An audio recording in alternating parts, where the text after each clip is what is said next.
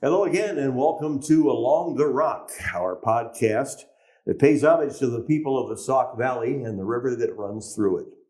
I'm your host today, Mark Morris. Joining me, Kyle Summer, who happens to be the Deputy Chief of the Rock Falls Fire Department. Yes, thanks for having me. You bet, Kyle. And one of the things that's been rearing its head periodically, I guess the last couple of years, how long they've been talking about it, is the idea of a training center. Yes. Where are we with that? Sure. So over the past about 3 years now, Sterling Fire Department and Rock Falls Fire Department have had a joint committee that we've been working on building a joint training facility that we can both use. This happened after the line of duty death of Garrett Ramos, Lieutenant, posthumously promoted to captain over in Sterling. It was kind of a pet project of his that he had been working on. So when he passed, the rest of us kind of picked up the ball and took off running with it and started the process of actually designing it, working with some vendors, deciding what we would need, how we want it built, where we want it built. So that kind of is the quick synopsis of the last 3 years of the work they've been doing. Yeah. And as you meaning you viewers have maybe heard, the money coming out of Washington is not exactly flowing, more like trickling in many cases. So is that your basic problem? One of the issues. So as we were working on this project, I got in touch with Congressman Sorensen's office on some other projects that we had going as well. Mm-hmm. I presented this project to one of his staff, and he mentioned that it would be a good candidate for the Community Project Fund. So we submitted a request for that last year for the fiscal year. I got selected by his office. It made it through the Appropriations Committee. And then as things stalled in Washington, the spending bill that they passed did not include funding for the CPF. So we were just one of many that did not get the funding that we'd been selected for. But on the bright side, they've actually taken requests for the upcoming fiscal year. So we've submitted for the upcoming fiscal year, 2026. But again, we'll have to wait and see if that gets approved, if it's selected, and if it gets funded. So we're just kind of in a waiting pattern for that right at the moment. Sure. I hate to ask if you're optimistic, because of course you're going to say I'm optimistic, because what would be the point if you weren't? But anything that you don't think will fly in this headquarters or this training headquarters? Sure. I'm very optimistic for the project itself, just because of the work that both departments, all the members have been doing. Like I said, they've done a tremendous amount of research and work in actually planning this project, which is why we've gotten to this point. And it's why we've been selected for the CPF in the past, because it was such a well-planned project. So the success of the project itself, I'm very optimistic about. It's going to happen. The timeline in which it happens, that's going to be a little dependent on funding. So when it comes to specifically the CPF, I would say I'm not really optimistic or pessimistic. I'm just kind of right in the middle. We'll submit for it, hope that we get selected. And if we do, hopefully it'll get funded. But one thing I will say is if we don't get selected or we don't get the funding from the federal government, that's a project that's still going to happen. It's still going to move forward. Just might take a little bit longer because we'll have to find other funding sources, obviously. Sure. What is different about firefighter training? And of course, you have to include EMT and paramedic training in that as well. For one thing, these are small towns, Sterling, Rock Falls, Dixon, and there are a lot of older buildings that are going to need fires to be put out.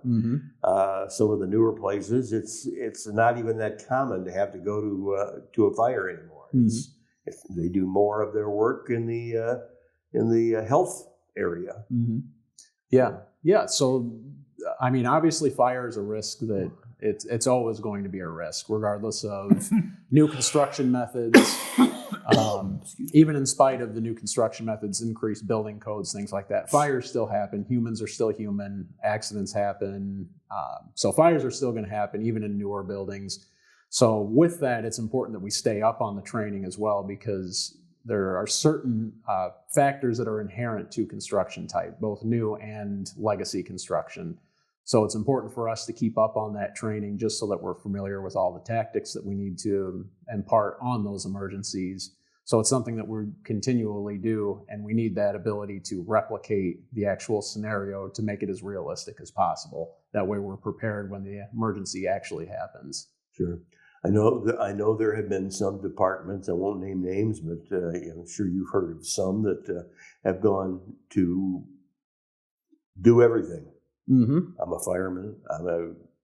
I was a paramedic. Now I'm a paramedic sergeant or boss. Mm-hmm. Is that a good thing? It depends on the way that you look at it. I mean, obviously, it's going to require more training, just because as the industry changes, obviously we have to keep up with that change. And a lot of it has to do with just how the service has evolved from, say, like the 1970s. Again, building construction has changed. When you look at EMS, the science of EMS has changed a lot since the 1970s, and it's become more and more advanced. From our aspect, the more services we can provide the citizens, the better. But it's important for us that if we're going to provide those services, that we are trained properly to do so. Sure. Okay. There are a certain number of departments that have had some, I guess you'd say, friction when it comes to this. Trying to claim, and I can't say one way or another, but trying to claim that the bosses that be on the city council are trying to eliminate the firefighters because they just don't have any fires. Mm-hmm. So again, I can think of one. I'm not going to name it, but Sure, yeah. It is something that happens in our industry. Obviously, my experience is specific to Rock Falls, a little bit with Sterling, mostly through joint projects like this with Sterling, but. From our aspect, the city council's been supportive of us. They've been supportive of this project. I think some of that falls on the fire service as well, in educating city council members so that they understand what we do for a living, what we provide the citizens, and why we're here. Obviously, there's always that possibility that people can claim that fires are down, emergencies are down, but statistically, we have to provide the information to show that that's not necessarily true. Statistically, here in Rock Falls, we're running more calls than we ever have. So it's important for us to get that message across and open up ourselves a little bit so that the city council can see exactly what it is that we do every day. And I think that's the best way that we can educate the city council so that they know that we do. Sure. Yep. What's the difference in training now than, say, 50 years ago? Sure. So my career is about 17 years now. Okay. So I won't put you in the old timer category. You don't have to put me in the 50-year category. But starting around the time that I started, one of the big focuses has been on building construction. And the biggest reason is because newer construction technologies, they're great for the construction industry, but they're not great when it comes to fire conditions. They don't hold up as well. They fail quicker. The actual structural components will fail and collapse sooner. So it gives us less time to do all of the things that we need to do. So that's one of the biggest aspects of training that I know I've tried to focus on, is understanding building construction and how it's going to respond to those fire conditions. Mm-hmm. So keeping up with that just shows us how we can do our jobs as quick as we can, and also monitor the building conditions for safety as well. So that's one of the bigger areas that we focus on. But like I said, you actually mentioned all the different areas that we assist with now. Technical rescue. You talked about the river here and the community. So we've got water rescue hazards that we have to worry about. So basically, when people have a bad day, a lot of times they're going to call the fire department, regardless of what the emergency is. So we kind of need to be prepared for all the different hazards. If we don't have specific training in the specific hazard, we know someone that we can call to assist us with that. So like I said, the biggest thing is just keeping up with trends, keeping up with what's going on in the community, and keeping ourselves as well trained as possible. Generally speaking, I think the public at large has been very supportive of firefighters. Mm-hmm. And, think of them as good workers, good men or women, heroic sometimes when they need to be. Have you seen that change at all over the years? Or are people coming out and saying now, He never goes out for a fire. What the heck's he doing down there? Yeah, so a lot of that I think falls back to us again, just kind of like the city council. The city council is representing the citizenship, so they're citizens themselves. So a lot of times, I think in the past, people didn't know what the fire service did. They saw the building, they saw the trucks. In the past 15 years or so, I think we've done a better job of showing the community exactly what it is that we do, inviting them to come to the station. We'll go to schools, public events, have a presence so that they can really see what we do and they can learn that. Like I said, maybe 10, 15 years ago when the economy wasn't the best, we didn't always have the fire service as a whole didn't always have the support that it's had in the past or the present. Here in Rock Falls, I can't say that I've witnessed that. It seems like we've always had a pretty good relationship with the citizens, with the city council. But again, a lot of that's on us. We need to make sure that we're getting out in the community so that they can see what we do and see what we offer them. Sure. What are other ways of, well, you mentioned in general, but what are some ways of outreach?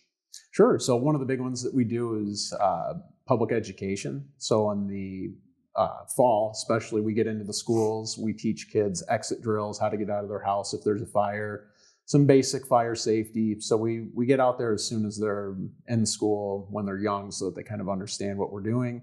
Another big one that we do are annual fire inspections. So every year the companies get out and go do inspections in individual businesses, check for fire hazards, building code violations specific to fire safety.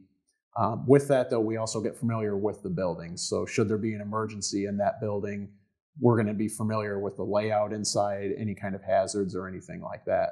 But during that time, we get to interact with the citizens, the business owners. If they have questions for us, we can answer those questions. So that gives us a good way to get out in the community. But also public events, a lot of times, such as the Summer Splash, Touch a Truck events, we get out to a lot of those as well and get to interact with the public. They get to see some of the equipment that we use and, again, ask questions and we can provide answers. I think that's the biggest thing, is being able to answer people's questions for them. I've got a great grandson who's just aching to get over and climb on the absolutely your big rig. Sure, I'll find time for him. Absolutely. He's a little bit strong-headed, so to speak.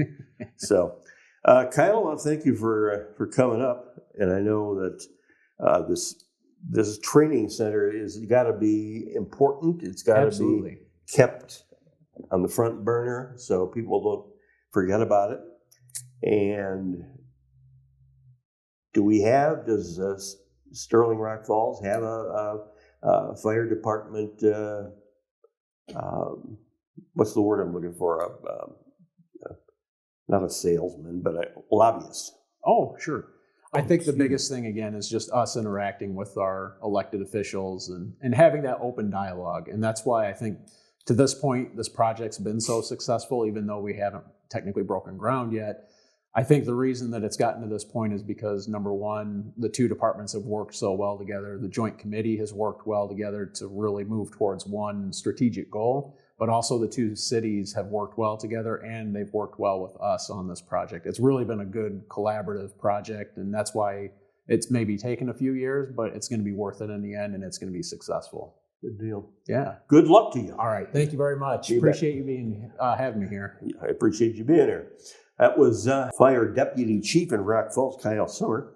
And I'd like to thank him again for coming up here and joining us for Along the Rock. I'm Mark Morris. Hope you can join us next time.